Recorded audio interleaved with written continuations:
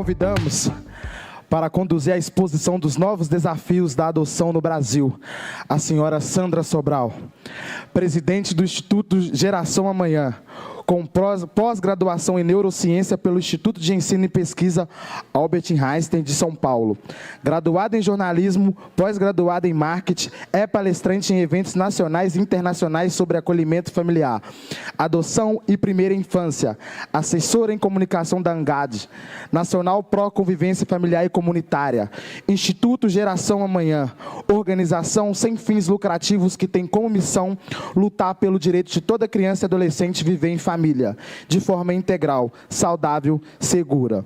Tem como objetivo incentivar e promover políticas públicas de acolhimento familiar, adoção, garantia de direitos, convivência familiar e comunitária e primeira infância, junto à sociedade, ao sistema de garantia de direitos da criança e do adolescente. Palmas para a Sandra.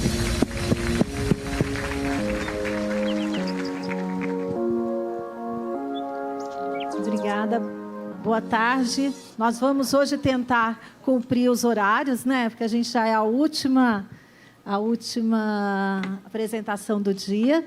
Então, vamos fechar aí com chave de ouro, com palestrantes muito experientes, com histórias muito importantes e que vão trazer conteúdos que vão fazer a gente pensar sobre esse tema, né? Que é a adoção, que já vem avançando tanto no Brasil, mas que ainda tem tantos caminhos a serem percorridos. Eu vou chamar aqui os palestrantes. Vou convidar a Jussara Marra, da Cruz Tuma. Ela é bacharel em Direito, é analista do Ministério Público de Minas Gerais, membro da diretoria do GRAAL, que é o Grupo de Apoio à Adoção em Uberaba, é vice-presidente da ANGAAD, Associação Nacional dos Grupos de Apoio à Adoção, e é autora do livro Adoção ao Alcance de Todos e Adoção Interracial, Famílias Coloridas, e a mãe do Dudu. Dudu é uma celebridade no ENAPA. Vou convidar também, convido todos, né, para estarem aqui. Isso. Convidar o doutor José Honório Rezende. Ele é bacharel em Direito pela Universidade Federal de Minas Gerais, é procurador do Estado de Minas Gerais, foi de 1994 a 2004. Ele é juiz de Direito do Estado de Minas Gerais desde 2005 e vem atuando nas áreas da infância infracional e civil, né, atua aí por 17 anos na capital e no interior. Tem uma atuação como juiz criminal por 8 anos, também no interior. É tutor em cursos da infância e da juventude, promovido pela Escola Judicial Edésio Fernandes. É professor em cursos da infância e da juventude para juízes e ingresso na magistratura. É orientador de juízes em estágio de vitaliciamento.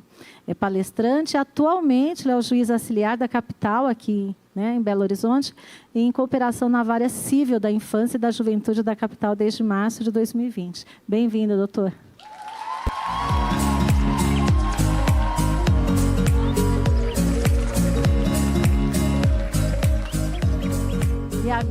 E agora gostaria de convidar a nossa amiga, querida Soraya Kátia Rodrigues Pereira.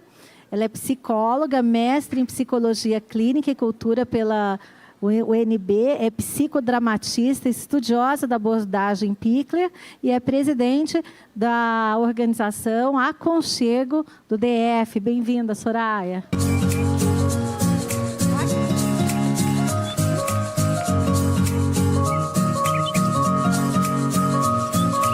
Eu vou pedir uma liberdade, nós vamos ter que fazer uma pequena alteração aqui na ordem das apresentações, porque o voo da Jussara foi alterado e ela vai falar e já vai ter que correr para o aeroporto. Então, doutor, se me permite, nós vamos começar com a Jussara, seguimos com a sua apresentação e depois da Soraya. Tudo bem? Muito obrigada. A Jussara vai trazer um tema muito bacana e muito importante, que é os desafios e as possibilidades da adoção no Brasil. Bem-vinda. Boa tarde, pessoal. Eu estou muito feliz de estar aqui. Fiquei muito feliz quando a Sandra entrou em contato comigo, me chamando para participar, porque eu entendo, enquanto atuante no movimento de apoio à adoção, mãe por adoção, né, é a minha vida ela se resume ali, né, orbitando em volta da adoção, que nós precisamos olhar para tudo. Nós precisamos olhar lá para a família, nós precisamos olhar para a família biológica que tem condições de receber o seu filho de volta, e nós precisamos olhar para essas crianças que não têm mais condição de voltar para a família de origem, seja aquele núcleo familiar de onde ela saiu, ou um outro núcleo estendido da sua família. Antes de mais nada, já me justificando, realmente eu vou ter que falar e correr para o aeroporto, porque anteciparam o meu voo, mas eu queria pedir para que vocês, não sei se no final do evento, não sei se vocês sabem, hoje, dia 9 de novembro, é comemorado o Dia Mundial da Adoção. Eu estou com a minha carinha feliz aqui na mão, queria que vocês fizessem, queria que vocês tirassem foto, postassem nas redes sociais. Esse é um movimento que ele sempre foi virtual, e é um movimento que chama a atenção para a adoção. A adoção ela não é a última opção, não é quando tudo deu errado. A adoção é uma forma de dar certo.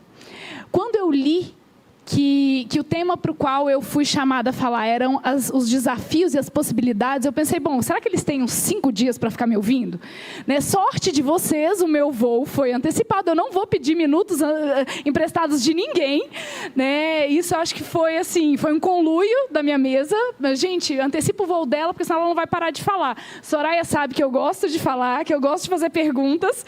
Quando ninguém mais está perguntando, eu estou lá, posso fazer uma pergunta? E sempre causa um reboliço isso. Mas por que eu digo isso? Porque a gente tem muitos desafios. E muitas possibilidades também. É por isso que a gente não pode deixar a adoção como a última opção.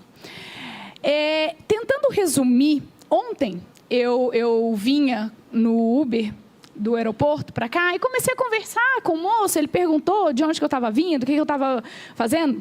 1 hora batendo papo com ele.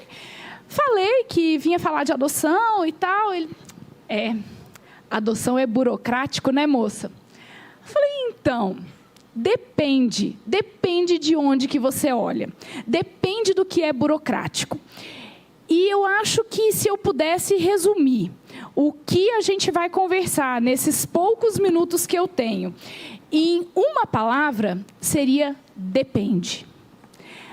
Tudo depende. Quando as pessoas me perguntam, eu falo bastante de adoção, tanto no nosso grupo de apoio à adoção lá, quanto agora virtualmente pelo Brasil inteiro. Estou adorando esse negócio de estar voltando os presenciais, porque aí a gente consegue ver a cara das pessoas. É maravilhoso. E as pessoas às vezes me perguntam, né, no grupo de adoção lá, no grupo de apoio à adoção nosso, Jussara, quanto tempo vai demorar? Depende. Quando eu respondo depende, não é que eu não estou querendo responder aos questionamentos de vocês, que eu falo para eles, né? Depende porque depende. Depende porque a gente está tratando de ser humano. A gente escutou aqui agora o depoimento da Sabrina, a história da Sabrina. Foi uma história que deu certo. Até que ponto a gente pode insistir em uma reintegração na família, roubando os anos de crianças que não têm a menor condição de voltarem para essa família?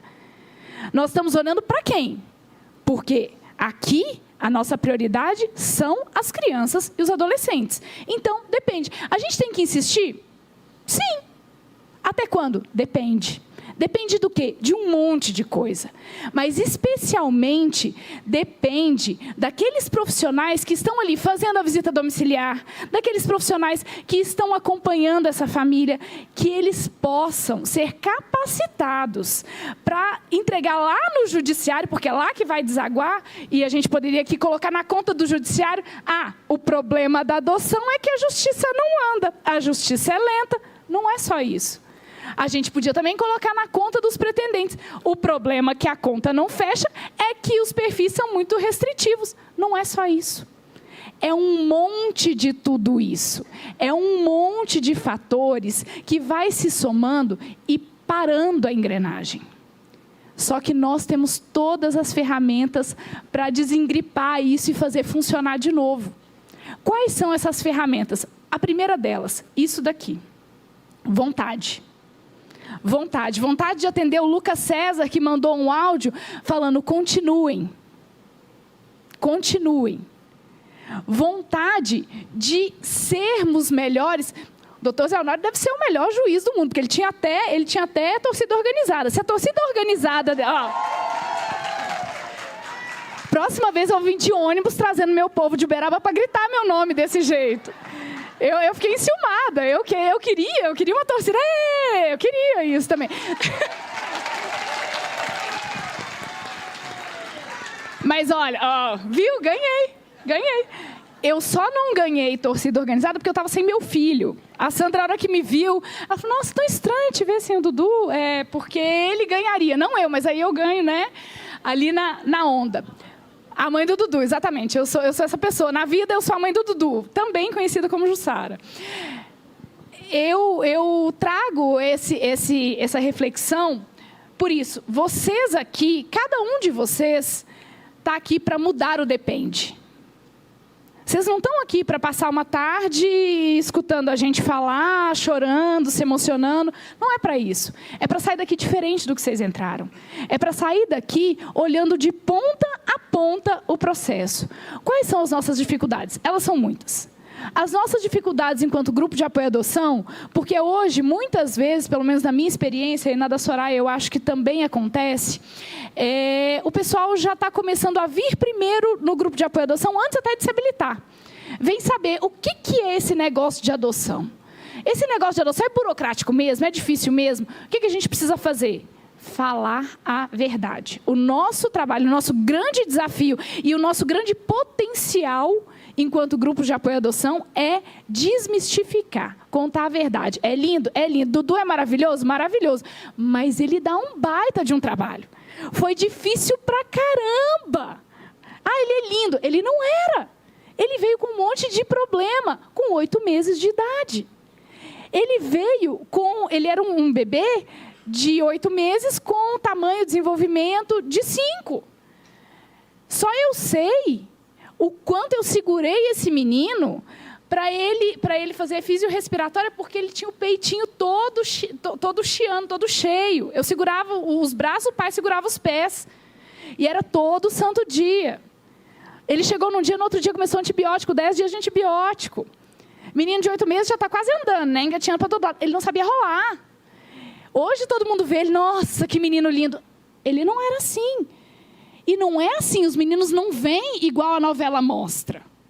Então, nós, grupos de apoio à adoção, estamos lá para falar, vai demorar? Vai demorar. Vai demorar sim. Você não está preparado para ser pai, para ser mãe de uma criança que vai vir precisando muito de você. Que vai vir precisando de você muito mais do que uma criança biológica provavelmente precisaria. Porque aqui você já vai ter que chegar com uma bagagem que você precisa construir. Você precisa desse tempo da demora. A demora é importante também para os pais. Também para os pretendentes. E nós somos as pessoas chatas que falam isso lá. Né? Ou nós, ou o pessoal da vara. Mas o pessoal da vara tem um monte de coisa para falar, então cabe aos grupos de apoio à adoção, estamos aí para ser o chato do rolê. Né? A gente fala, vai demorar? Vai demorar sim. Mas você precisa que demore. E outra, quer fazer que a sua demora seja produtiva? Vem para a reunião, vem conversar com a gente, vem escutar a história de tudo que não é legal. Porque o que é legal, as pessoas adoram postar na rede social.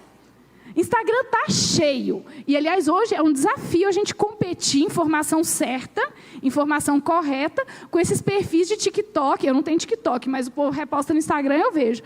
De dancinha, de falando que é tudo lindo, maravilhoso, meus filhos chegaram, eu sou super feliz. E calma, gente, não é assim, não. Não é assim. Tá? Então, nós, grupos de apoio à adoção, temos esse desafio de falarmos a verdade e a potencialidade de desconstruir. Mas aí eles vão desistir. Que bom que desistam. Eu espero que desistam mesmo. Porque a gente não está preocupado com eles. A gente está preocupado com a família, que aqueles meninos que já tiveram a quebra de direitos deles, já tiveram relações rompidas, quebra de direito, já estão numa situação de vulnerabilidade, a família que eles vão ter. A gente está preocupado com eles. Adulto se resolve. A gente está preocupado, a gente está aqui por eles. A gente está aqui por eles. E aí a gente fala do segundo ponto que todo mundo adora colocar a culpa: judiciário. Mas o Brasil tem uma legislação ótima, tem prazos maravilhosos. Por que que o negócio não anda? Lembra do depende? Porque tudo depende. Não é papel, gente. Não é número. É gente. É gente do lado de lá, sendo avaliado, sendo acompanhado, né? Tanto a família biológica, quanto a situação dessas crianças, desses adolescentes, quanto dos pretendentes. E é gente também do lado de cá. Os profissionais lá do judiciário, eles estão sobrecarregados. Eu falo de Minas porque eu sou de Minas, eu moro em Uberaba. Eu sei como é a situação do TJ, que está com o concurso aberto, graças a Deus, de novo, porque vamos ver se desafoga um pouco as equipes técnicas. Em Uberaba a gente vê que o grande gargalo da habilitação, por exemplo, é a equipe técnica que não é suficiente para conseguir atender a demanda. E eles não conseguem dar conta de tudo. É humanamente impossível. Nós estamos falando de ser humano. Então, depende disso também. Depende disso também. Depende de profissionais que sejam vocacionados de ponta a ponta. Não adianta só passar num concurso. Não adianta só você ir lá e cumprir o seu horário, passar o seu ponto. Não adianta. Eu sou funcionária pública também. No meu trabalho, eu não trabalho com adoção, trabalho com meio ambiente. Mas não adianta. Se eu não tiver vocação dentro de uma atuação com adoção, com criança e adolescente, vai dificultar o trabalho. Vai dificultar muito. Então, a gente tem um monte de desafio, a gente tem um monte de potencialidade e tem uma chavinha que une tudo. A grande chavinha é o depende. E o que faz esse depende parar de ser uma resposta vaga e começar a ser uma resposta efetiva? Vontade de fazer acontecer. Vontade de olhar para essas crianças, de olhar para esses adolescentes, de parar com essa história de não pode isso, não pode aquilo. Peraí, vamos ver nesse caso. Eu estava contando uma história e vou contar para vocês aqui como que depende. Lá em Uberaba, em maio, a gente faz a Corrida da Adoção. Corrida da Adoção é uma corrida de rua, 5, 10 quilômetros, caminhada, aberta. Como eu corro, a gente já tem um know-how, já foram 8 edições da nossa corrida. E a gente faz a corrida infantil também, na qual a gente inscreve todas as crianças e adolescentes do acolhimento para que eles recebam o kit, camiseta, tudo certinho e possam participar. Esse ano, um menino de 14 anos foi visto por um casal que estava se habilitando na fase final de habilitação, já tinha passado por todas as entrevistas, e lá a nossa oficina de preparação, que são 9 encontros, que é um desafio também a gente conseguir fazer oficinas de preparação que realmente preparem as pessoas, né? Ninguém vai ensinar a ser pai e mãe, porque o negócio é duro no dia a dia, é duro. Mas a gente vai acender a luzinha para muitas coisas que podem acontecer, né, ali nesse processo, para que as coisas sejam menos difíceis. E aí esse casal viu esse menino e foram atrás de uma assistente social que nós temos lá em Uberaba, que é uma pessoa muito especial, que é a Angélica. E ela, muito sensível, falou: olha, nesse caso aqui, em tese, não seria um caso da gente fazer essa vinculação. Mas como tudo depende, e esse menino está na buscativa, e esse menino não tem nenhuma possibilidade de voltar para a família biológica, o que já foi decidido. Esse menino não tem nenhuma probabilidade de ser adotado, se não for uma buscativa, uma adoção internacional. Vamos olhar para isso de uma forma diferente? Vamos. Encontrei o menino na segunda-feira. Ele foi adotado, ele está em família, ele está brilhando, ele está muito feliz, muito feliz. Então, a gente muda a vida de uma criança, de um adolescente. Eu não estou aqui preocupada com os pais. Que bom que os pais estão felizes. Que bom que os pais estão felizes. Mas eu não estou preocupada com eles. Eu estou preocupada com esse menino. Esse menino que envelheceu no acolhimento, porque ele encontrou com um amiguinho que saiu do acolhimento há 5 anos, onde a gente estava, e reconheceu esse amigo. Há 5 anos, ele já estava lá. E ele foi envelhecendo, envelhecendo, envelhecendo, envelhecendo, e perdendo a cada dia a chance de estar em família. É uma violência isso que a gente faz de deixar os meninos lá. Então, a gente ouviu aqui um caso que deu certo, um caso que deu muito certo, de insistência. Essa mãe vale a pena a gente investir. Ela mostrou potencialidades que valeram a pena ser notadas e valeu a pena o investimento. Hoje, ela deu um show aqui de virada de vida. Que maravilha. Quem dera a gente não tivesse aqui tendo que falar de adoção. Eu não queria falar de adoção aqui. Eu não queria precisar falar de adoção. Eu não queria precisar explicar o que é uma adoção necessária, o que é uma adoção tardia, até porque, para mim, esses nomes estão errados. Todas são necessárias e nenhuma é tardia. Todas são a tempo de colocar crianças e adolescentes em família. Eu espero realmente que a gente passe a falar cada vez menos de adoção. Não quero ser chamada para falar de adoção. Não quero ser chamada para falar de desafios. Não quero ser chamada para falar de potencialidades, porque eu quero que a gente não precise delas. A minha ideia é que a gente precise trabalhar cada vez menos enquanto grupo de apoio à adoção. Porque essa, se Deus quiser, vai ser uma realidade cada vez mais distante do que a gente vive. A gente, em grupo de apoio à adoção, não quer alimentar a fila. A gente quer resolver o problema daquelas crianças e adolescentes que não tiveram chance nas suas famílias biológicas. E a gente não quer que eles envelheçam nos acolhimentos. É isso que a gente quer, é esse o nosso trabalho. Eu queria agradecer vocês, queria mais uma vez me desculpar por não poder ficar, queria muito ouvi-los. Soraya é o amor da minha vida, sou completamente apaixonada por ela, apesar dela querer roubar meu filho, eu também quero roubar a filha dela, então tá tudo em casa, tá tudo certo. Dr. Zé Honório não me conhece, mas ele assinou a adoção do filho da minha melhor amiga de infância, na casa de quem eu estou hospedada. E quando eu falei que eu vinha, ela me mandou ainda um print da sentença e falou: nossa, Sarinha, eu queria muito ir lá porque eu sou tão grata a ele por isso e eu fico muito feliz. É uma amiga de infância que não sabia nada sobre adoção, foi quem inspirou eu escrever meu primeiro livro, porque eu falei, meu Deus, como ela, várias pessoas, não tem ninguém. Então eu acompanhei toda a habilitação dela, a espera pela chegada do Joaquim, o processo de adoção, acompanhei tudo e fiquei muito feliz em saber que eu o conheceria, porque tá lá, faz parte da história do Joca. E agradecer a Sandra mais uma vez, Fernanda, por essa acolhida. Estou sempre à disposição. Se vocês quiserem, tiverem alguma dúvida, como eu não vou ficar aqui, Sandra e Fernanda têm meu contato, podem compartilhar meu contato, tem meu e-mail, podem compartilhar, podem entrar em contato comigo. Só levem pelo menos isso daqui. A importância de confiar no depende. A gente está tratando de ser humano. Não é número, não é papel. É ser humano. De um lado e do outro.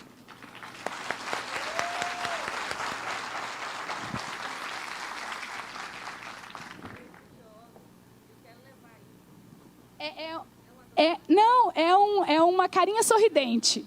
É uma carinha sorridente. É o símbolo do Dia Mundial da Adoção.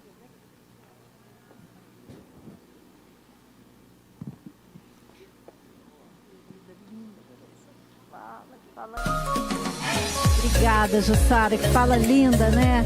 E a Jussara coloca uma questão que é tão importante, que quando a gente fala de gente, de crianças, não tem regra, né? A gente, claro, nós temos metodologias, nós temos processos a seguir, mas cada história é uma história.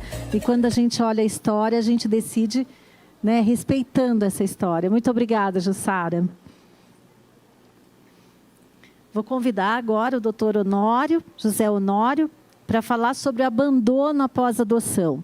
E depois da fala até do doutor José Honório, não sei se ele vai trazer, eu vou trazer os números aqui que o CNJ tem divulgado sobre, alguns chamam de devoluções, desistências, né, novos abandonos. Depois eu trago esses números. Bem-vindo, doutor.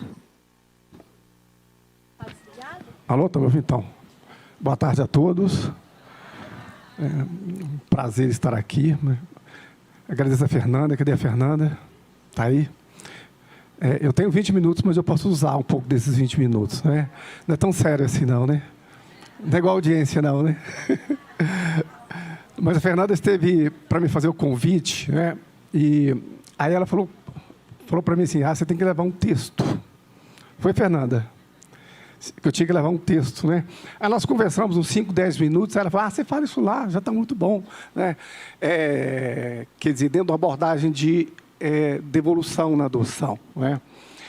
Mas eu fiquei pensando, eu resolvi fazer uma coisa um pouquinho mais complexa, né? E se ficar muito complexa, eu peço desculpas de antemão, né?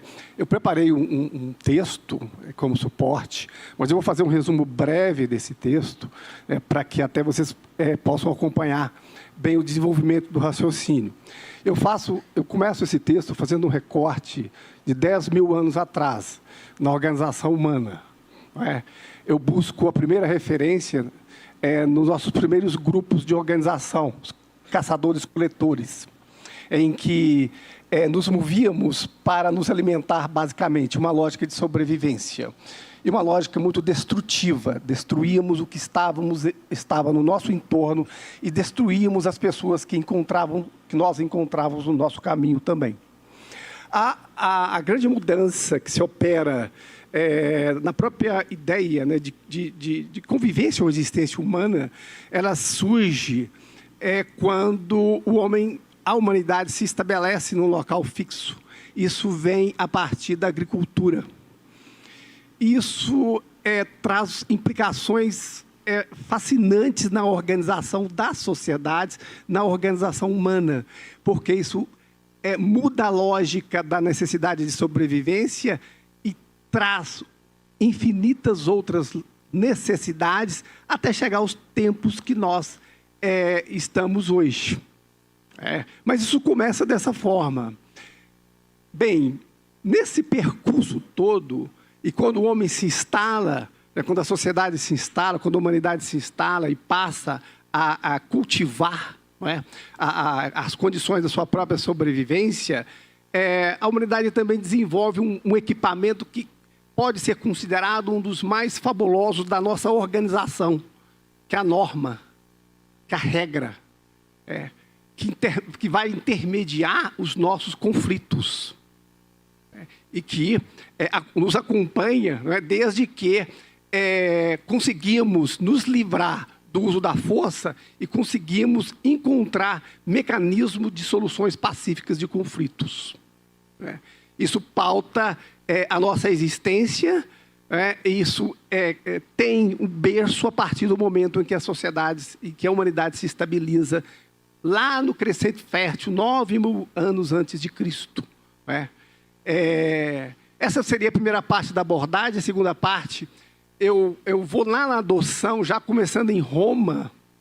Porque Roma é um berço extremamente importante da nossa cultura e do direito.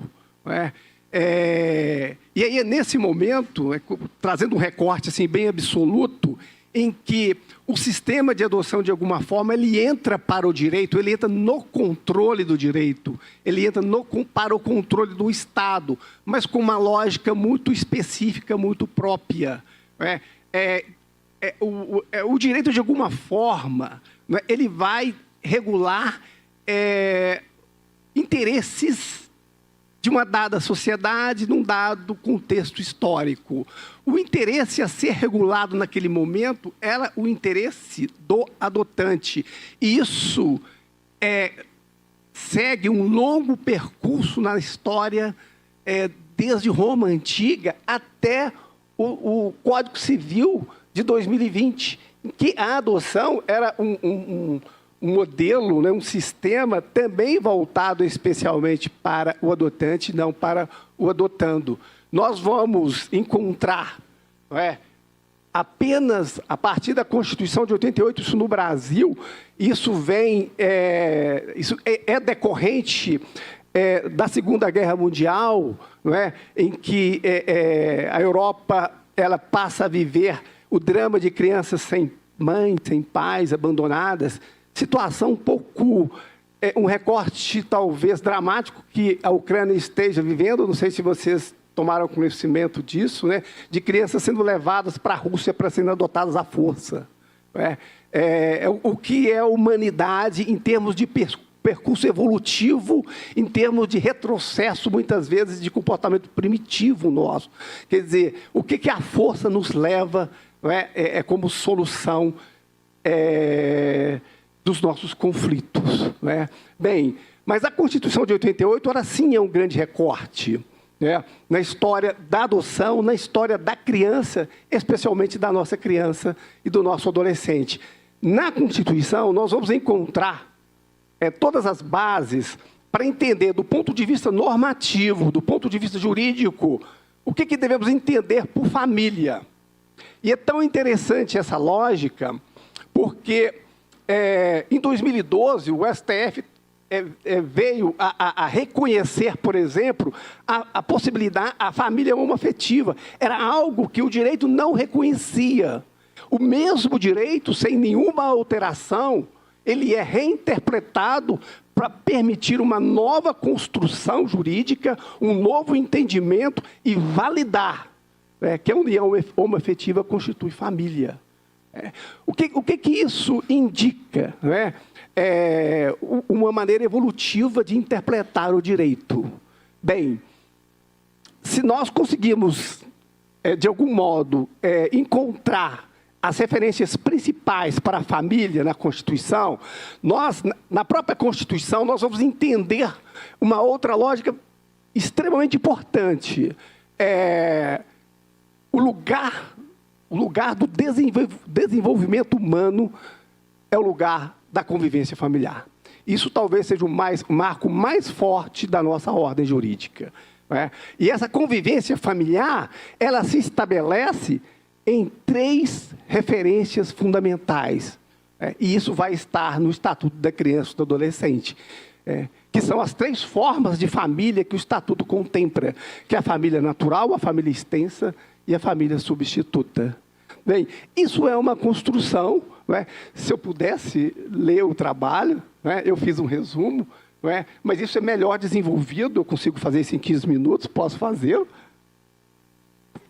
Tenho. Então, eu vou iniciar, então, né? Eu peço paciência de vocês, fiz essa introdução para que vocês possam entender qual que é a lógica que eu procurei adotar para apresentar o meu entendimento sobre essa matéria.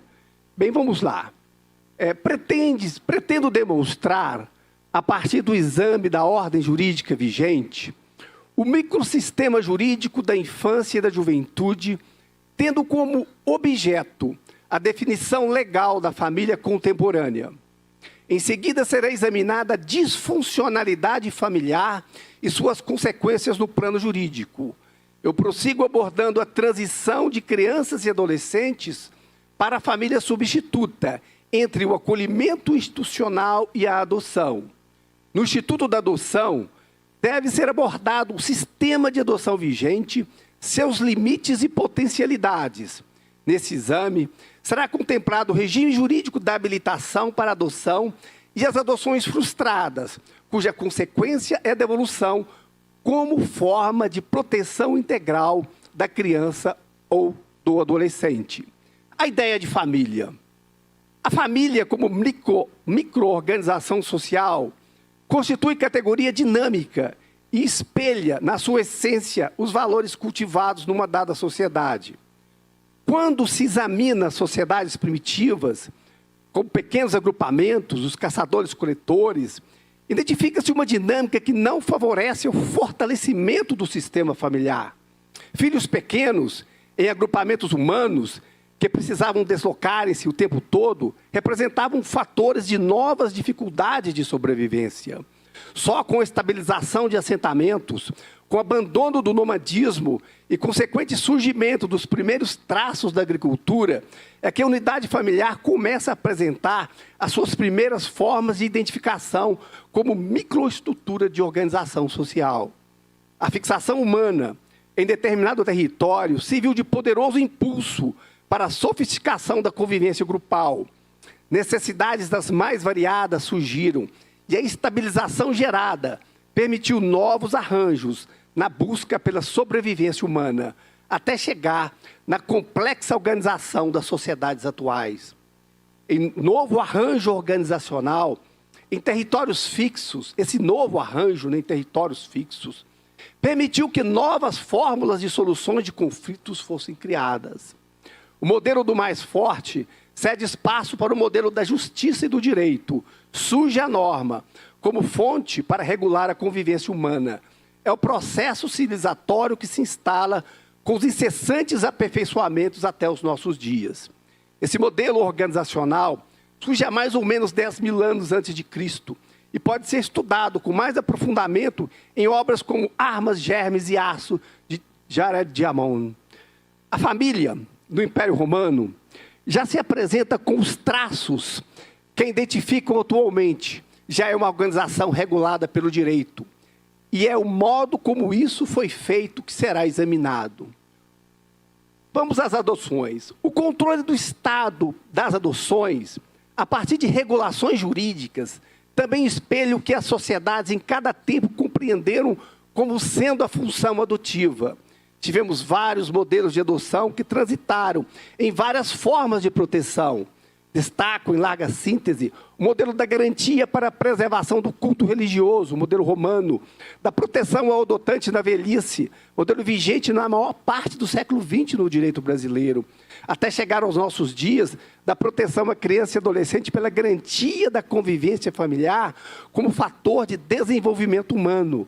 No novo modelo, diferenciando dos demais, a convivência familiar passa a ser a condição para a realização da proteção integral. Ao longo do tempo, percebe-se que a adoção, antes voltada para a proteção do adotante, inverte sua lógica e a proteção muda para o adotando modelo vigente atualmente. Será analisado aqui o modelo de adoção vigente em nossa ordem jurídica, de garantia de proteção integral a partir da convivência familiar como matriz do desenvolvimento humano. O artigo 227 da Constituição estabeleceu o princípio da proteção integral absoluta como o dever de todos para a garantia do desenvolvimento de crianças e adolescentes. Elegeu como instrumento para a garantia da proteção integral a convivência familiar e comunitária. O que o Estado faz para efetivar a proteção integral é garantir o direito de cada criança, de cada adolescente, de ser protegido em ambiência de convivência familiar. A Constituição, contudo, nem diz, e nem caberia dizê-lo, o traço que constitui a família. O que ela diz se refere ao agrupamento humano de forma objetiva. O nosso primeiro olhar, então, será o de verificar como está regulada a família pela Constituição Federal e pela legislação ordinária. E ao conjugar essa regulação com o princípio da proteção integral, cabe verificar se é possível construir o conceito de família a partir de traços principais dados pela ordem jurídica. Bem, a função da família no direito. Quando a família passa a ser regulada pelo direito, surge um sistema organizado em normas que é dividido em regras e princípios. Esse é o modelo do próprio direito. Por regras, devemos entender o estabelecimento de normas de conteúdos precisos para fatos da vida manifestados em ambiente de convivência familiar. Por princípios, devemos entender as normas genéricas que os mesmos fatos da vida, sem a precisão e a especificidade das regras. As regras são precisas, indicam a solução como aberturas limitadas. Os princípios são abertos, indicam o caminho, o rumo, o norte. O direito à convivência familiar é um princípio. A definição de família, a partir do afeto, também é um princípio. A identificação legal de quem é criança e de quem é adolescente é uma regra. Os princípios revelam um alcance maior e conferem maior grau de liberdade ao intérprete. São expressos em fórmulas que o direito define como cláusulas abertas ou conceitos jurídicos indeterminados. São modelos cuja definição alcança-se a partir da realidade concreta. Apresenta grande vantagem, porque permite a renovação da interpretação a partir da dinâmica da sociedade, sem necessidade de alteração legislativa. Como exemplo, cita-se o reconhecimento da união afetiva como constituinte de família, entendimento definido no início da década passada pelo STF. A partir do mesmo texto legal, num momento, foi possível entender que a união entre as pessoas do mesmo sexo não seria apta a constituir uma entidade familiar, Porém, mais adiante, mesmo pelo mesmo texto, foi possível reconhecer que essa união seria apta a definir uma entidade familiar. Por trás dessa mutação interpretativa está a própria noção fundamental de família extraída do texto constitucional, que será a seguir apresentada. A família, então, no nosso direito constitucional. O artigo 227 da Constituição, ao estabelecer o princípio da proteção integral a crianças e adolescentes, em um dos direitos fundamentais, assegurou-se a convivência familiar e comunitária. Para o legislador, a família ocupa um lugar especial para a realização desse princípio. Por um lado, estabeleceu aos responsáveis pela família o dever da proteção. Por outro, estabeleceu às crianças e aos adolescentes o direito a essa proteção. É um sistema de dupla garantia em que direitos e deveres foram estabelecidos. O artigo 226, que regula a entidade familiar, fez constar que a base de nossa sociedade é a família. No parágrafo 3º desse artigo, foi reconhecida a formação da entidade familiar pela união estável entre homem e mulher. E no parágrafo 4º, entendeu-se que a comunidade formada por qualquer dos pais e seus descendentes também forma a entidade familiar. Perceba-se que a referência a pais pode remeter à família biológica ou não. Poder-se-ia dizer que a constituição da família pelo texto constitucional leva em conta o critério de paternidade. Quando o legislador constituinte aborda formas de união, a ideia que se projeta é de que está se falando de família biológica. Mas, mais adiante, o artigo 227 estabelece de forma expressa menção a filhos biológicos e filhos adotivos. Essa referência traz por finalidade estabelecer plena igualdade entre os filhos, indiferente à sua origem. A filiação adotiva estabelece a união pela afinidade e efetividade. É um modelo de paternidade socioafetiva cujos laços são formados a partir da convivência protetiva. A fixação da igualdade entre a filiação biológica e adotiva leva-nos a indagar, então, se podemos definir a família a partir da Constituição. Essa definição é simples. Família será quem demonstrar capacidade de proteção prioritária e absoluta a crianças e aos adolescentes em ambiente socioafetivo. Isso significa que a origem biológica não garante por si só e não estabelece por si só a entidade familiar. E será a finalidade protetiva da Constituição que estabelecerá as condições de desenvolvimento de crianças e adolescentes. É um desenvolvimento que tem o locus familiar como referência para a existência protegida. Há de sempre se lembrar que um dos fundamentos da República é o de garantir o bem de todos. Poderíamos pensar, então, diante da necessidade de expressar a igualdade entre os filhos, que a adoção seria uma solução de exceção para a proteção integral de crianças e adolescentes? Ora, para responder essa indagação, vamos analisar a legislação ordinária de forma rápida, o Estatuto. A regulação da família no sistema infraconstitucional. Vimos que a função da família é de garantir proteção integral. Essa proteção se exerce pela garantia da convivência familiar. O exercício dessa convivência implica direito dos protegidos e deveres dos protetores. Trata-se de meio pelo qual se garante o desenvolvimento de crianças e adolescentes. E foi garantido o direito à igualdade entre os filhos biológicos ou não. A perspectiva posta é sempre do protegido, dos filhos. Quando a Constituição estabelece a isonomia entre os filhos, reconhece que a base dessa isonomia é a condição familiar. Temos, para a caracterização da família, um conceito jurídico indeterminado. Será a família quem for capaz de demonstrar a capacidade protetiva, de quem for capaz de efetivar a proteção integral, mas, como já dito, com o traço subjetivo da socioafetividade. Estou terminando. O exercício da convivência familiar a partir da função protetiva gera, então, efeitos subjetivos que também projetam consequências no plano da identificação familiar. Esses efeitos estão ligados à formação de sentimentos que potencializam a função protetiva. É daí que surge a afinidade e a afetividade que dão nova dimensão à função protetiva. Fundamental, assim, abordar que a função protetiva se constitui de duas formas: proteção objetiva, proteção subjetiva. A capacidade protetiva integral se efetiva a partir da existência desses dois conteúdos. Não vamos encontrar, pelo menos de forma expressa, referências à afinidade e efetividade no texto da Constituição. Mas essa é uma ideia íncita à família. Para além do dever de proteção, surge o desejo de proteger, o direito de querer proteger. A convivência familiar, antes de ser uma função, é um projeto de vida. Projeto de vida que precisa de afeto para existir. Mas o afeto só não basta. É preciso ser capaz de realizar as funções protetivas objetivas, de modo a não gerar violação ao direito ao desenvolvimento seguro e digno. Quando essa função não se apresenta com esse conteúdo, desaparece a capacidade protetiva integral. Surge a falência familiar. Mas o direito à convivência familiar não se altera. Então surgem novas possibilidades de sua formação. Surge a adoção com essa finalidade de restabelecer a proteção integral por uma nova configuração, a família substituta, provisória ou definitiva. O que o Estatuto traz hoje, tendo como base a função protetiva, é o modelo de 3 famílias, a natural, a extensa e a substituta.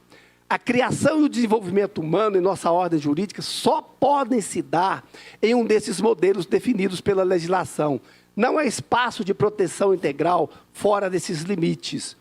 Por família natural, compreende-se a unidade de pais e filhos. A família extensa é aquela formada por parentes próximos com os quais a criança ou adolescente convive e mantém vínculos de afinidade.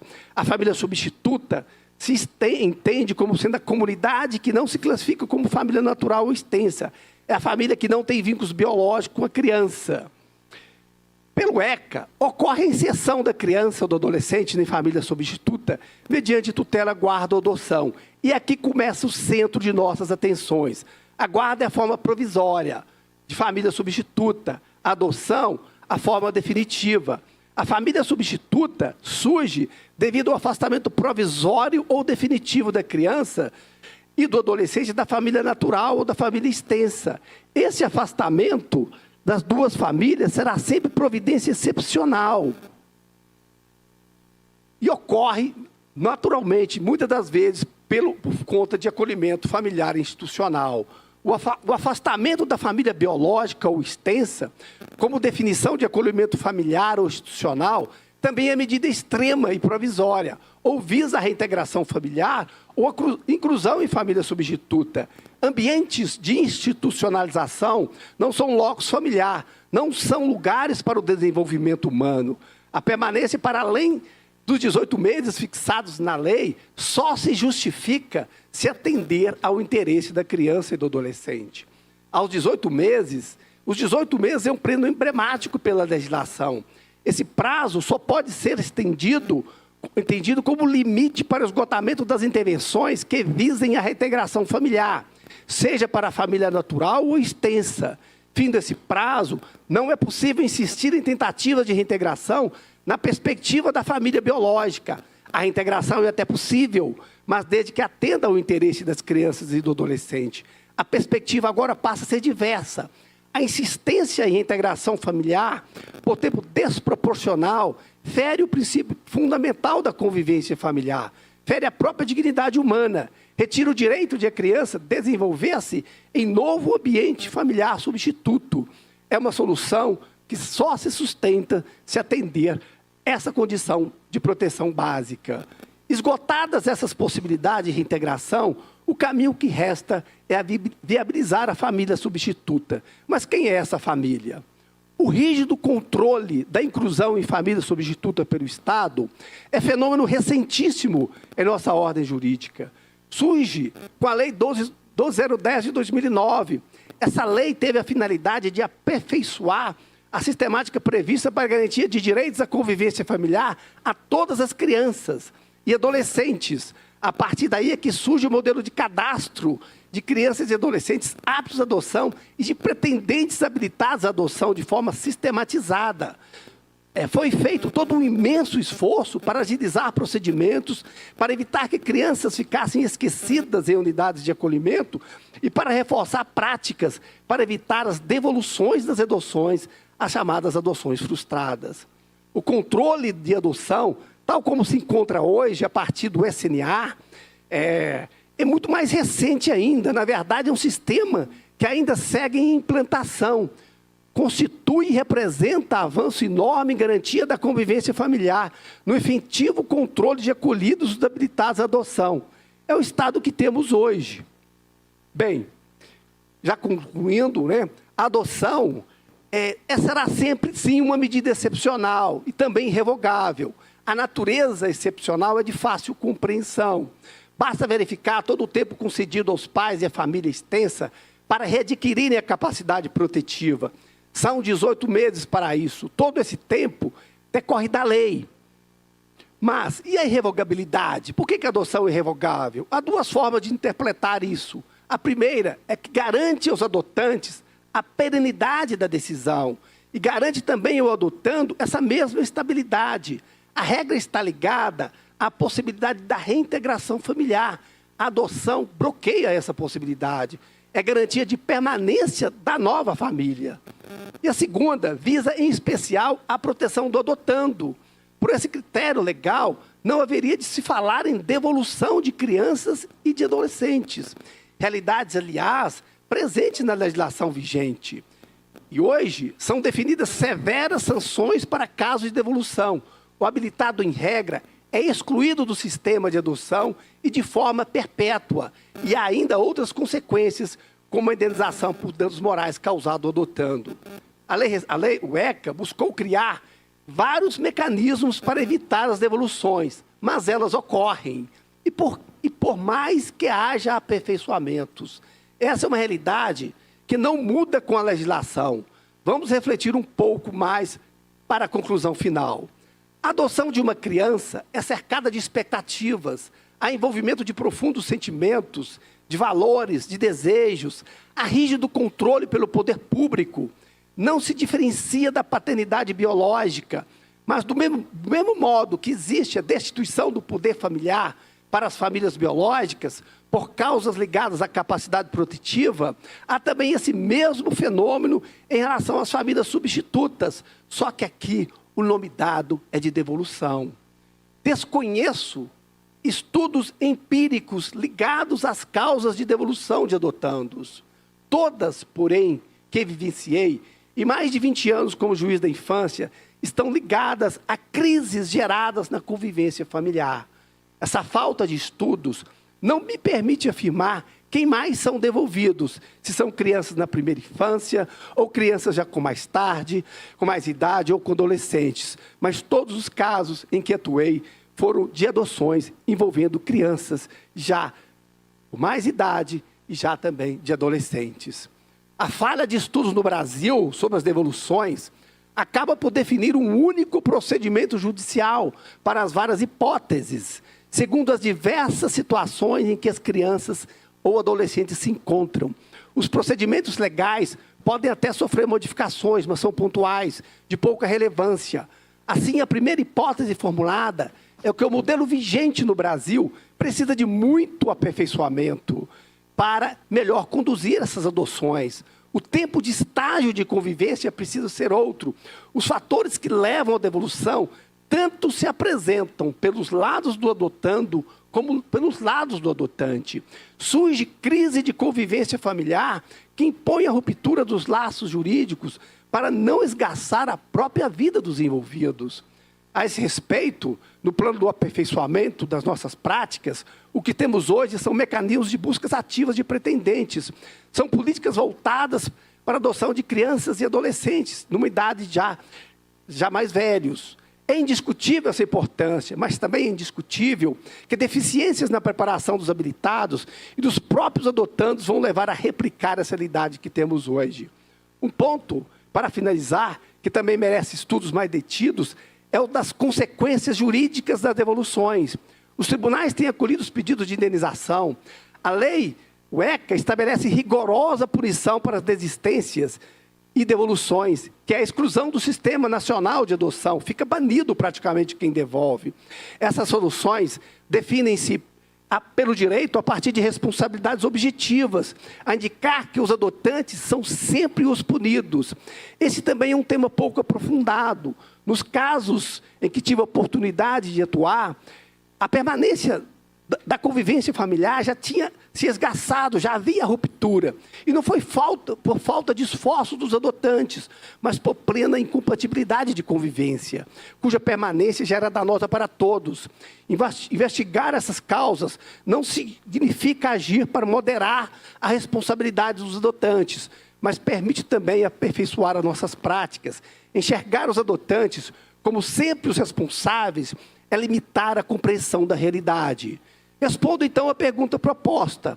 É possível a devolução da noção? É justo? É ético isso? É correto? Sim, eu entendo que sim. Sim, para a proteção integral de crianças e adolescentes. A ruptura da convivência familiar ou sua própria impossibilidade impõe a solução como novo ciclo protetivo. Aqui em Belo Horizonte, só para finalizar, desculpa a extensão, né, peço perdão a todos, mas eu não podia deixar de abordar esses pontos. Aqui em Belo Horizonte nós tivemos um caso de uma adoção que foi feita no Rio Grande do Sul. A família foi lá, adotou, ficou 30 dias. Um menino de 9 e um menino de 13. Com 30 dias de convivência, o esgarçamento, a ruptura, o nível de conflito, o nível de sofrimento do casal foi algo incompreensível. O que está por trás disso?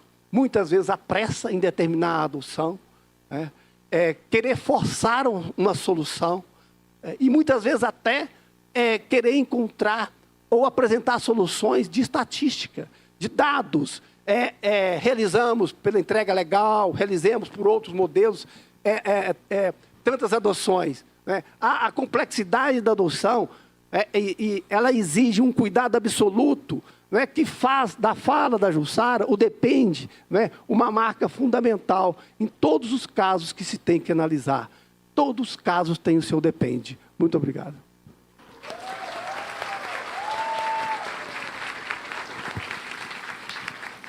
Muito obrigada, doutor José Honório, pela contextualização, esse histórico, enfim, super importante. E para contextualizar, esse ano, pela primeira vez, o CNJ divulgou os números oficiais das devoluções das adoções no Brasil. Esse número hoje é em 2020, e em 2021 eles chamam de devolução, um termo que a gente questiona, enfim. As crianças que estão no período de guarda, ainda não foi concedida adoção. Esse índice em 2020 foi de 8,7%, em 2021 também, 8,7%. E nós sabemos que esses números tendem a aumentar por causa das adoções de crianças maiores, de grupos de irmãos e crianças com necessidades, porque, como a Jussara falou e o doutor José Honório também colocou, as adoções, para serem bem-sucedidas, para serem para sempre, elas precisam, a gente diz que é um trinômio entre o preparo da equipe, o preparo dos pretendentes e o preparo das crianças. Eu digo isso com muita propriedade, que eu tive o privilégio de não ter nada disso. Eu sou mãe pela via da adoção, e eu tive zero de preparo, a equipe completamente despreparada, os juízes despreparados, e falo isso com propriedade, eu não tive estágio de convivência com meu filho. Então, pior cenário, mas é um privilégio, porque graças a esse cenário eu estou aqui. Se eu não tivesse tido, eu não estaria aqui. Então, hoje eu trabalho, e a gente tem, enfim, várias frentes para que esses preparos sejam efetivos e reais, para que a gente não tenha essa situação tão trágica, de violação e de novos traumas com essas crianças. A gente vem acompanhando muitas devoluções e muitas crianças não aceitam mais ser adotadas depois dessas devoluções. Então, é uma situação que a gente precisa combater. Muito obrigada, doutor.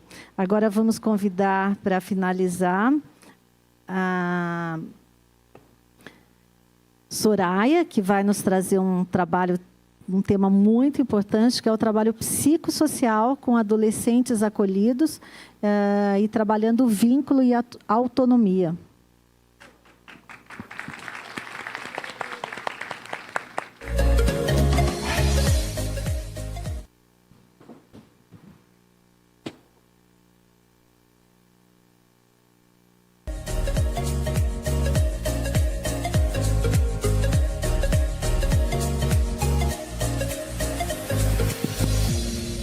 Estão me ouvindo?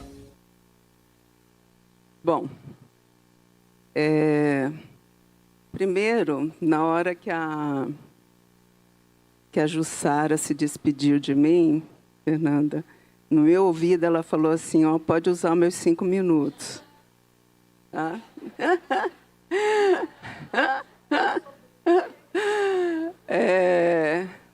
Segundo, doutor José Honório, eu gostaria muito de fazer um pedido para o senhor,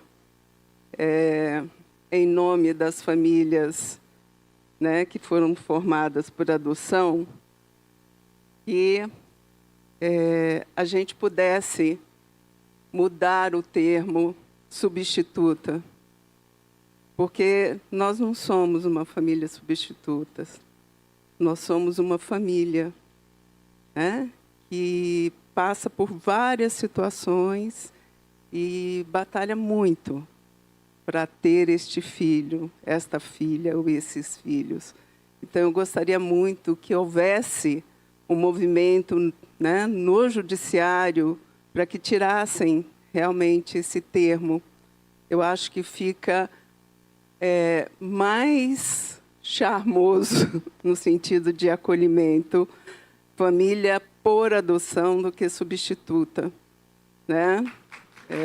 Se o senhor pudesse nos ajudar nesse movimento, a gente deixou passar a lei, né, 2010, né? Nós fizemos várias modificações e deixamos passar esse termo.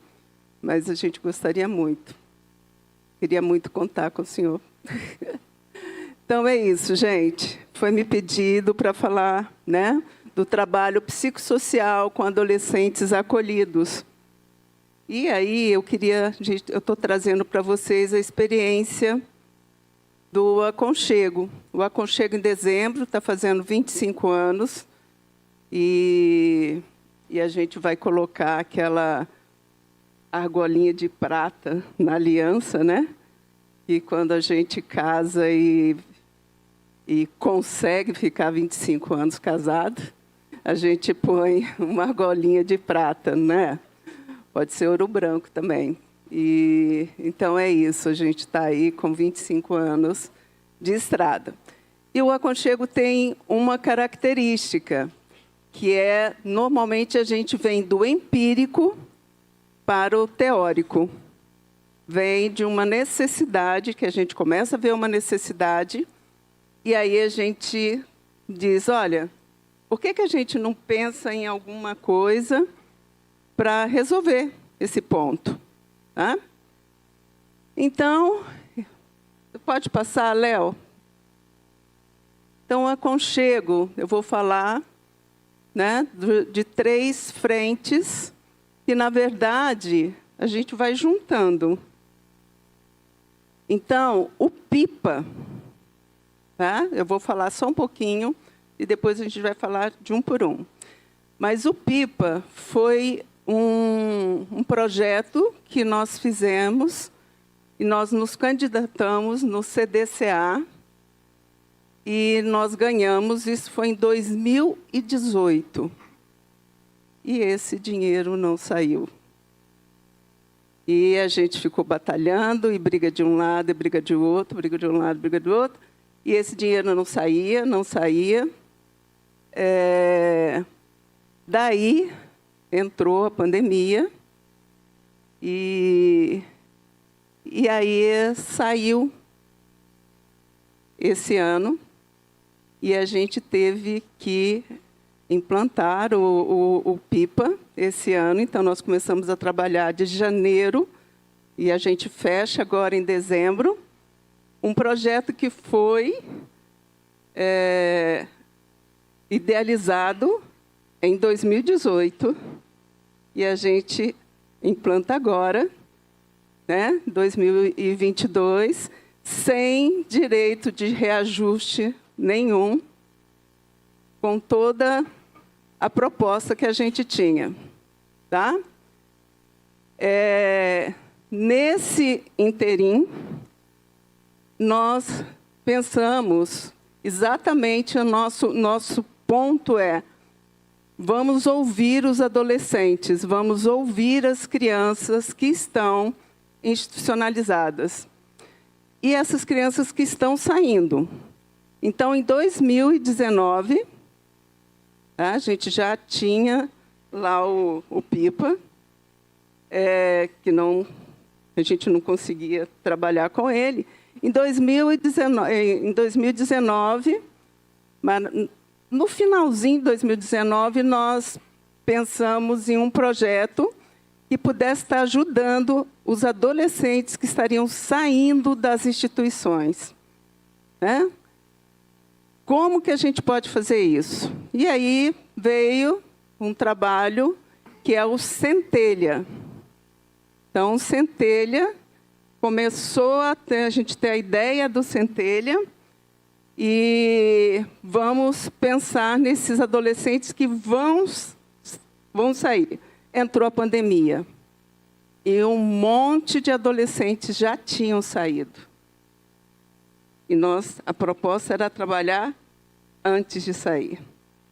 Então, nós fizemos uma adaptação para cuidar desses meninos que já tinham saído e entrou a pandemia e não tinham como se virar. Então, vamos começar a trabalhar com esses meninos que já estão lá na rua, né? Na rua no sentido de não tem mais a instituição de acolhimento. Bom, então, para vocês só terem uma ideia, que aí eu vou começar a detalhar cada um deles.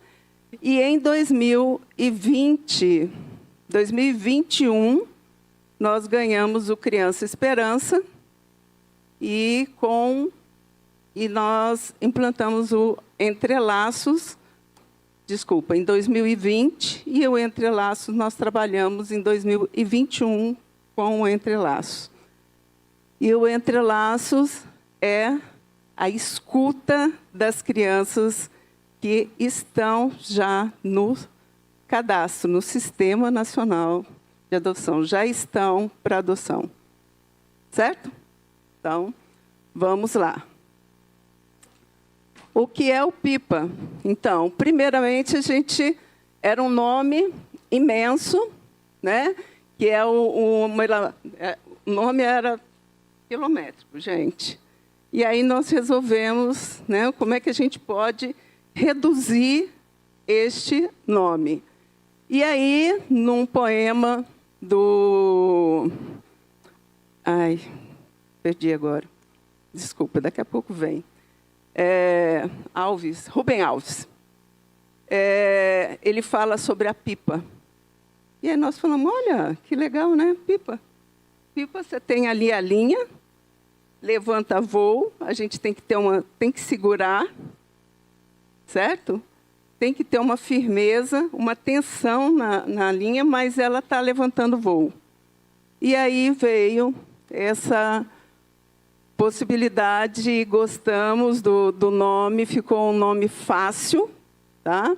E é um projeto de identidade e promoção de autonomia, PIPA, tá?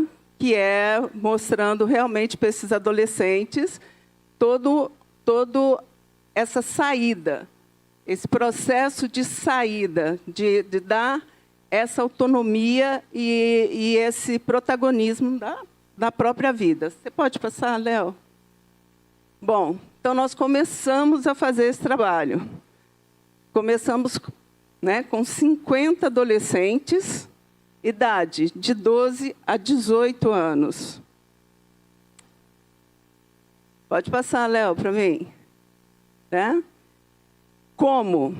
Primeiro, nesse projeto nós alugamos uma casa. E essa casa é uma casa ainda, certo? Que a gente está querendo muito que vire políticas públicas, tá? É uma casa perto do metrô, no Guará, em Brasília, onde eles podem ter uma... Mas já 10 minutos, gente, e os 5 minutos da... Né? Doutor José Honório, me devolva os minutos, por favor.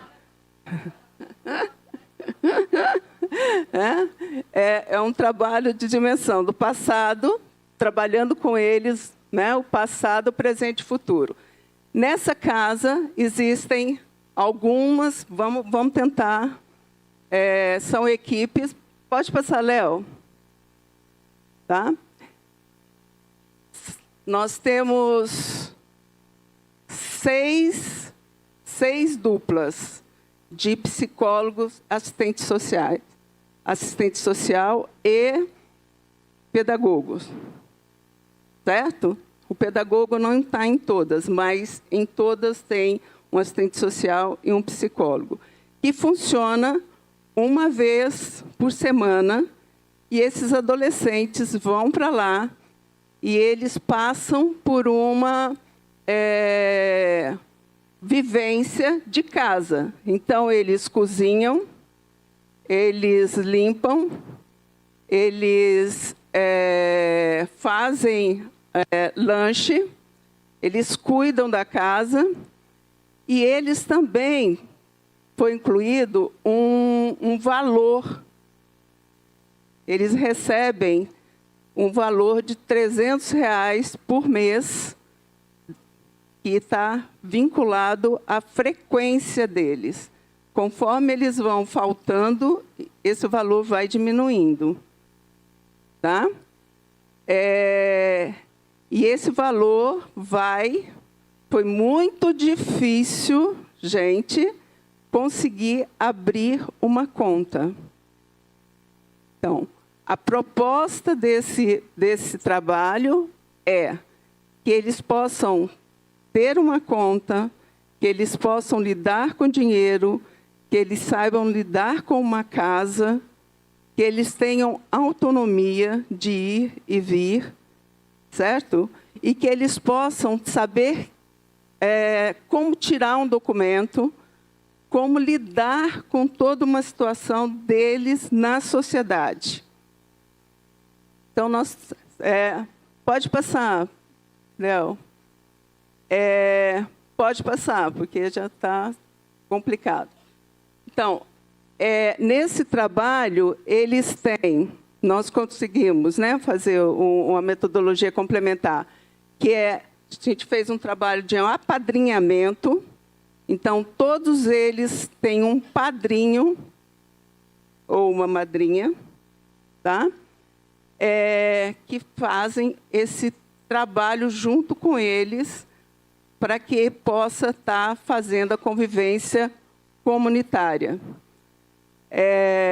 Tem um outro trabalho do Aconchego que se chama Irmão Mais Velho, que ficou responsável por trabalhar com eles, levando a cultura, levando ao lazer, levando eles para conhecerem os pontos em Brasília. Como que é a sua cidade?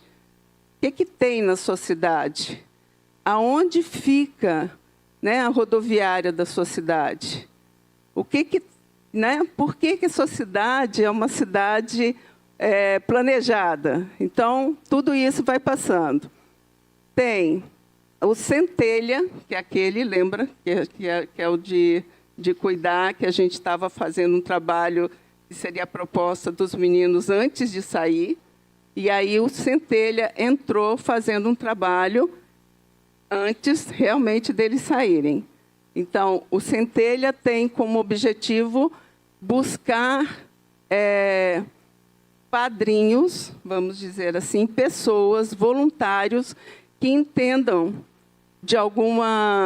que tenham uma disponibilidade, que tenham habilidades, que possa realmente estar orientando esses meninos.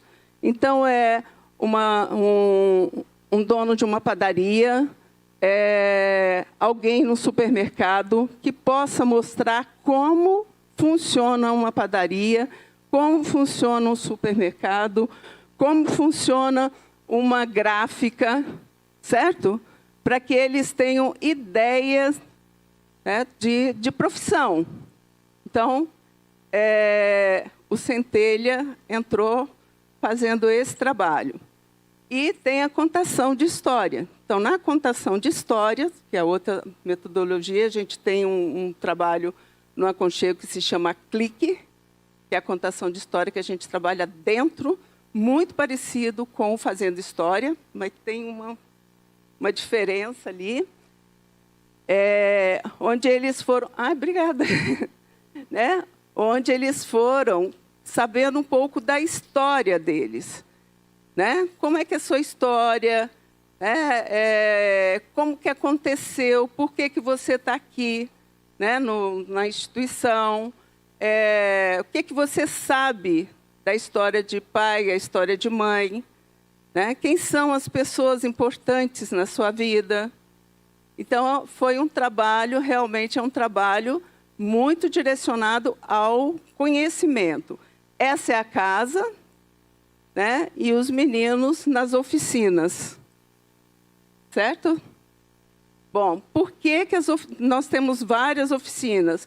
Porque tem alguns que funcionam, algumas oficinas, alguns meninos que estudam de manhã, outros estudam à tarde, outros estão trabalhando, então só podem no sábado, e a gente foi adaptando de acordo com esses 50 meninos. Hoje nós não temos mais 50, nós estamos trabalhando com, acho que 42. 8 desistiram, certo? Léo? Bom, então, esse processo todo gasta muito energia dos profissionais, porque a gente tem reuniões toda quarta-feira à noite, supervisão do que está acontecendo, como que está acontecendo a reação de cada um por um, desses 50, desses 42 agora, tá? Onde todos vão falando exatamente assim, a dificuldade das instituições abrirem o espaço para a gente estar trabalhando em parceria. Hoje a gente estava conversando sobre isso, né? Que a gente achou fantástico aqui, né? Terem essa troca, né? Essa parceria das instituições com as ONGs, vamos dizer assim, a família acolhedora. Então, assim, vamos trabalhar junto. O nosso objetivo é o mesmo, certo? Mas nós tivemos muita dificuldade que as instituições pudessem realmente estar trabalhando juntos.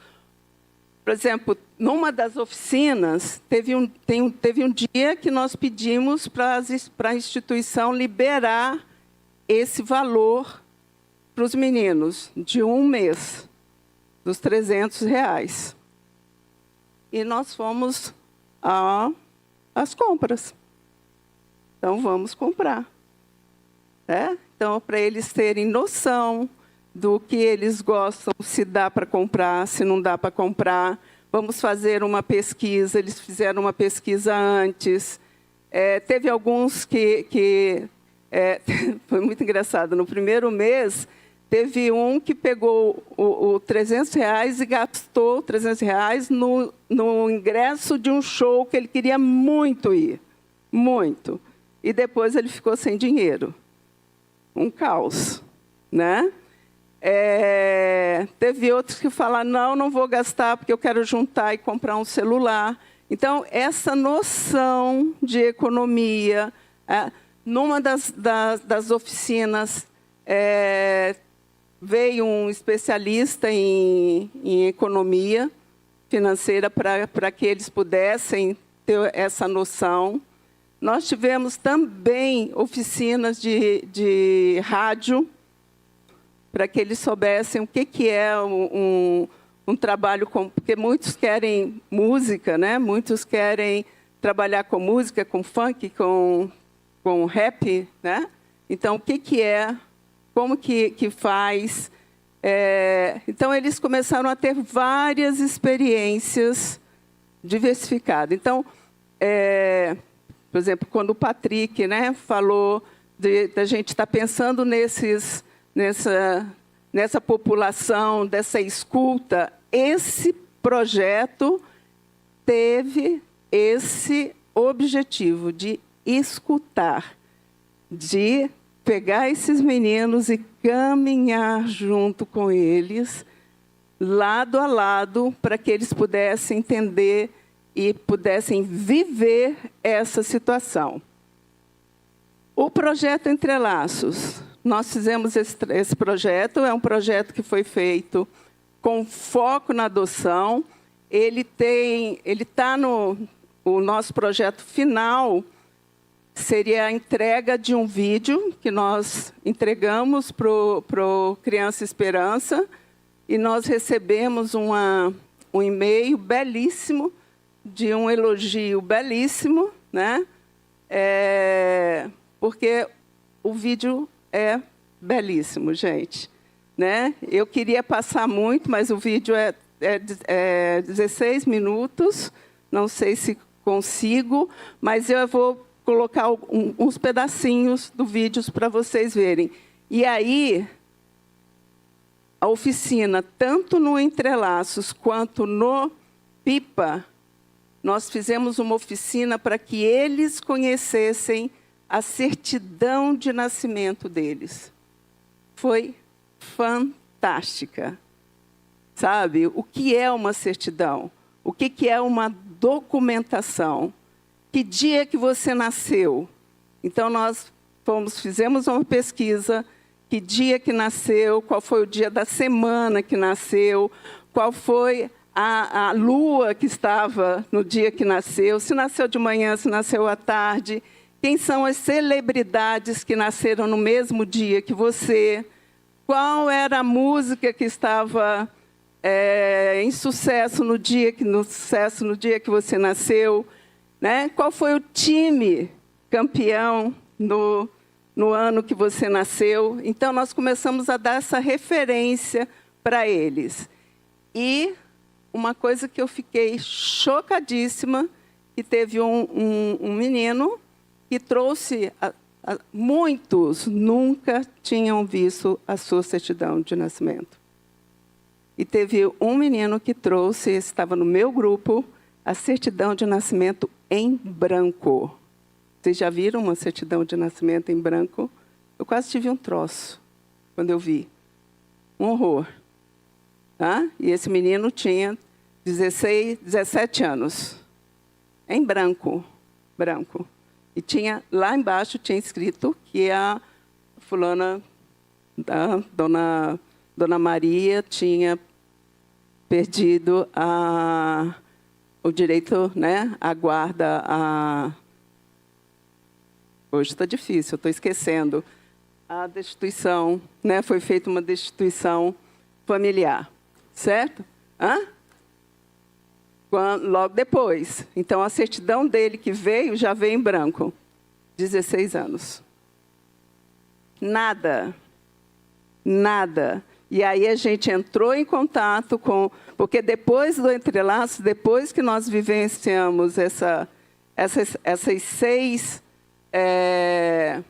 oficinas, nós entramos em contato, nós fechamos com cada instituição.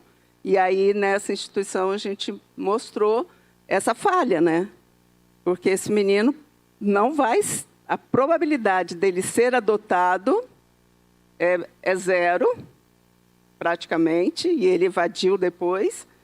E como que ele sai com uma certidão em branco? Ele não vai conseguir tirar um documento, uma carteira de trabalho, perdido. Foi bem complicado, bem complicado. É louco, né? Léo, você pode passar, por favor? Né? Bom, eu fiz um resumão, porque, assim, né, não dá para falar tudo, mas esse trabalho, que é um trabalho que a gente pensa em passar para as instituições, para que elas possam estar fazendo, preparando os meninos para estarem cientes da sua, né, do que está acontecendo com eles, que estão já no cadastro para adoção, e eles não sabem, e aí foi muito interessante, porque nós demos voz para eles. E eles falam, primeiro, de como eles foram retirados, a forma brutal que eles foram retirados de casa, e eles falam também da família que eles querem, porque está lá. As famílias estão colocando, né, o perfil do filho, mas a gente nunca perguntou para uma criança ou um adolescente que família você quer. Então, nós fizemos isso nesse trabalho. Então, eu vou pedir para o Léo colocar um pedacinho só do vídeo. Como é que é o teu nome? A moça do papel, gente. Como é seu nome? Ana.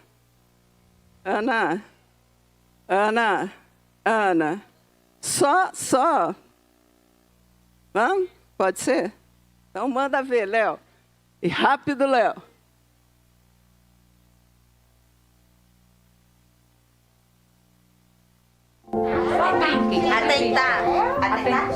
Atentar. Pronto.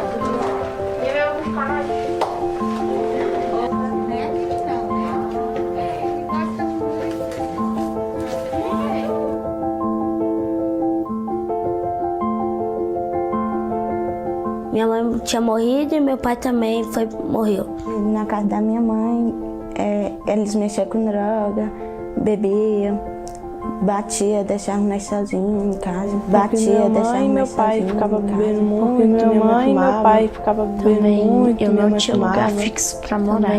Nosso objetivo é escutar por ela. Nosso objetivo é escutar por ela. Ela não compreende por que ela foi retirada. Ela não compreende por que ela foi retirada.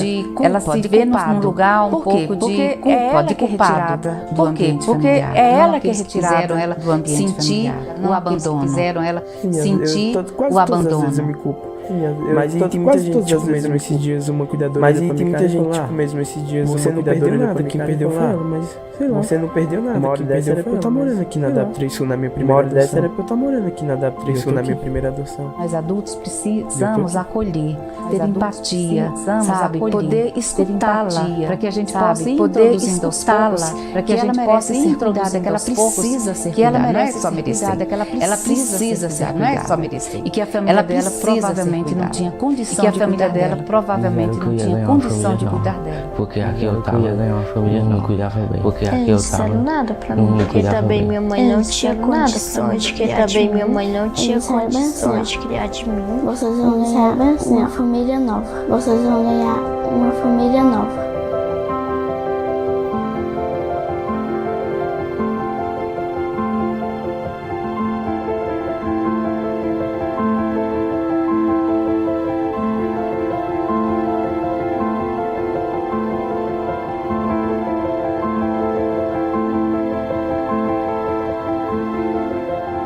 O projeto Entrelaços, que é um projeto apoiado pelo Criança Esperança, é um projeto que visa a escuta da criança e do adolescente sobre a adoção. A escuta da criança e do adolescente sobre a adoção. Quando nós recebemos esse apoio, de alguma maneira chegar ao social, à comunidade, ao social, à comunidade, com uma voz mais forte, mais segura, com uma voz mais forte, mais segura, nos dá certeza que muitos vão ouvir e muitos vão entender a importância, principalmente quando se trabalha com criança e adolescente. Nós trabalhamos com 18 crianças. Nenhuma delas conseguiu contar a sua retirada da família de um modo que não seja policialesco, que não seja conseguiu contar que a família estava maltratando, que a família estava sofrendo e que por isso ela foi retirada. Eles não sabem por isso ela foi retirada. Eles não sabem ser adotados pensando muito mais que adoção. É um lugar que vai ter mais liberdade. É um lugar que vai ter mais liberdade. Então nós pensamos dividimos as oficinas, um tempo em 4 tempos na família de origem, um tempo na sua comunidade, na família de origem, o tempo na sua comunidade, o tempo queria passar ele todo, mas nós não vamos ter tempo para isso, né? Mas eu queria... Você pode voltar lá na... Isso está no site do Aconchego. Então, no YouTube também tem Entrelaços Aconchego. Tá? Pode passar, Léo. Pode passar. Esse trabalho foi feito em 6 oficinas. o PIPA tem muito parecido as oficinas, que é quem eu sou, quem somos nós. Minha vida antes do acolhimento, meu tempo de instituição e acolhimento, tá? O que é adoção, e nessa oficina eles trabalharam o ECA, eles entenderam o que é o ECA, certo? Na quinta, quais as minhas expectativas de um processo de adoção, e a sexta é a gravação de um vídeo de uma roda de conversa com eles. Léo, acho que no finalzinho tem um vídeo só para vocês verem o que eles querem, né? A família que eles querem. Acho que está lá. Meu futuro é ser bailarina, ajudar as pessoas da rua e ter cuidado da minha família. Falta algumas famílias, falta dar amor, carinho, respeitar, fazer um monte de coisa ainda no mundo fazer um monte de coisa perfeito assim, ainda no mundo não tá tão perfeito assim, não. Começar a trabalhar, passar, começar a trabalhar, ter vida melhor, estudos pela frente, ter vida melhor. Diria que eu queria uma família nova, diria que eu quero uma família nova, que a gente continua nessa família, a gente continua nessa família. Então, se eu não quero ser adotada e eu quero voltar para minha família, não tenho possibilidade de voltar para minha filha, não tenho possibilidade de voltar para minha filha. Então é melhor eu ficar no abrigo até os meus 18 anos. Fazer meus 18, trabalhar, ser policial, trabalhar, construir minha família, construir minha esposa, meus filhos, minha esposa, minha casa própria, ter minha casa própria. Eu prefiro ser adotada, que eu quero começar uma nova família. Eu quero voltar para minha mãe. Eu quero ser adotado, não voltar pra casa. Eu quero ser adotado, não voltar pra casa. Não pense ser adotado. Eu quero ser adotado.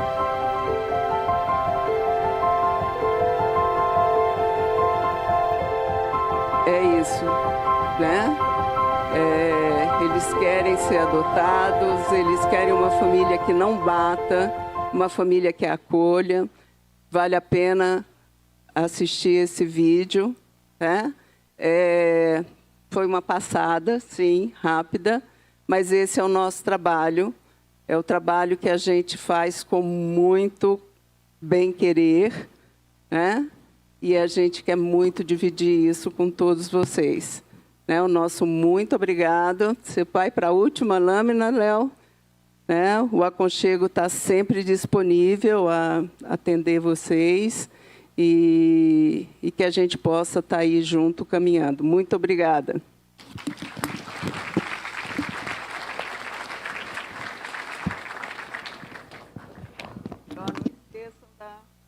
Muito obrigada, Soraya. Esse vídeo é sensacional, tem que assistir, porque tanto esse vídeo quanto aquela pesquisa que foi feita pela coalizão Minha Vida Fora Dali, elas mostram muito a voz da criança, né? Que voz é essa? O que eles sabem, o que eles conhecem das suas histórias, o que eles têm de expectativa, né, do futuro deles. Então, é muito importante, assim, são falas muito emocionantes.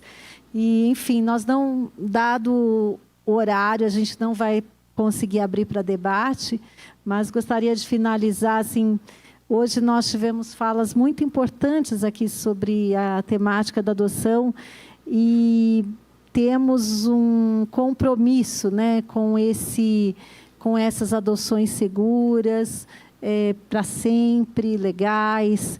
E isso nós dependemos de sensibilidade, dependemos, como a Jussara falou, né, de um olhar que depende, né, depende de vários fatores. Então, é olhar para cada criança, entender ela, né, entender e respeitar a prioridade absoluta. E sabemos, assim, com todos esses desafios que a gente está tendo, sem esse preparo, sem esse olhar, né, esse preparo das equipes, das famílias, das crianças, né, não dá para fazer adoção de criança maior sem preparar ela para essa nova realidade. E são muitos desafios dessa adaptação, mas as adoções dão certo, né, elas são possíveis. elas são viáveis desde que essas condições existam. Então, que a gente trabalhe para isso, para que essas crianças que estão destituídas, né? Eu estava olhando aqui os números hoje do SNA, para finalizar, hoje a gente tem 30, mais ou menos, tá? Eu fiz uma conta aqui de padaria. Hoje, mais de 36% das crianças estão acolhidas há mais de um ano. Segundo os dados do SNA. Cerca de 20% do total tem mais de 3 anos de acolhimento. Então, a gente está passando desse prazo, né, que é estipulado de 18 meses. 30% das crianças acolhidas hoje estão na primeira infância. Tem até 6, pelo CNA ele vai entre 6 e 8, mas mais ou menos 30% são na primeira infância. 60%, mais de 60% das crianças acolhidas têm mais de 8 anos. Então, isso significa que são, né, essas adoções, isso a gente está falando, né, que a maior parte dessas, não, eu peguei os dados aqui, quando eu peguei os dados da adoção, eu peguei dos dados da adoção das crianças que estão disponíveis para adoção. Então, das crianças que estão disponíveis hoje no cadastro, mais de 60% têm mais de 8 anos. A maior parte deles com irmãos. Então, são desafios muito grandes que a gente tem que lidar e enfrentar para tirar essas crianças, né, e dar a possibilidade de ter uma família e de crescer em família. São desafios muito grandes, mas possíveis. Muito obrigada. Fernanda, vamos fazer um encerramento. É só falar Soraya, uma coisa. perdão. Tem uma pergunta que deve estar na cabeça de todos vocês, né? Quanto vocês ganharam? Né? Então, no Criança Esperança, que é o Entre Laços, nós trabalhamos com 300 mil, e no PIPA, 1.200.000. Tá? Para ficar mais fácil. Parabéns, Soraya. Para vocês terem uma noção. Obrigado, pessoal. Aqui tem uma lembrancinha para vocês aqui, tá bom?